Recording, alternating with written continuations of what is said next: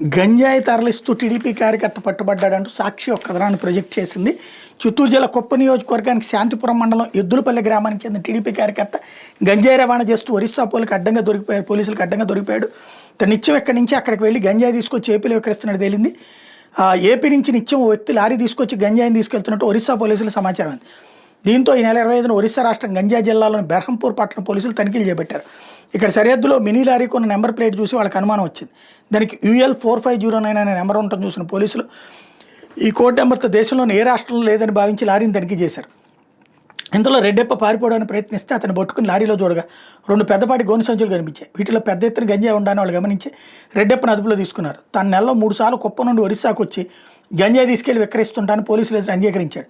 దీంతో అతను అరెస్ట్ చేసి 50 కిలోల గంజాయి మినీ లారీని బెర్హంపూర్ పోలీసులు స్వాధీనం చేసుకున్నారు. నిందితుని కోర్టులో హాజరుపరిస్తే రిమాండ్ విధించారు. ఈ ఘటనతో రాష్ట్రాన్ని గంజాయి రహితంగా మార్చడానికి టీడీపీ కూటమి ప్రభుత్వం అహర్నిశలుగా శ్రమిస్తోందని సీఎం నుంచి హోంమంత్రి వరకు చెప్తున్న మాటలు ఒట్టి బూటకమైనది తెలియదు. క్షేత్రస్థాయిలో టీడీపీ కార్యకర్తల గంజాయి స్మగ్లింగ్ చేస్తున్నట్టు బయటపడింది. పైగా స్వయాన సీఎం ప్రాతినిధ్యం వహిస్తున్న కుప్ప నియోజకవర్గం నుంచి ఓ టీడీపీ కార్యకర్త ఒరిస్సాకి వెళ్ళి నిత్యం గంజాయి తీసుకొచ్చి ఏపీలో విక్రయిస్తుంటే ఈగల యంత్రాంగం పసిగట్టకపోవడం ఆశ్చర్యం కలిగిస్తోంది. ఇందులో ఇంకొక కోణం అనొచ్చేమో, అరక్కులో ఆపేశాం, మన ఏజెన్సీలో లేకుండా ఆపేశాం, ఒరిస్సా నుంచినే గంజాయి తరలిస్తున్నారన్నటువంటిది తేలిందని హోంమంత్రి అంతరించి వీళ్ళందరూ చెప్తున్నారు కదా, దానికి సాక్ష్యం అని అనొచ్చేమో.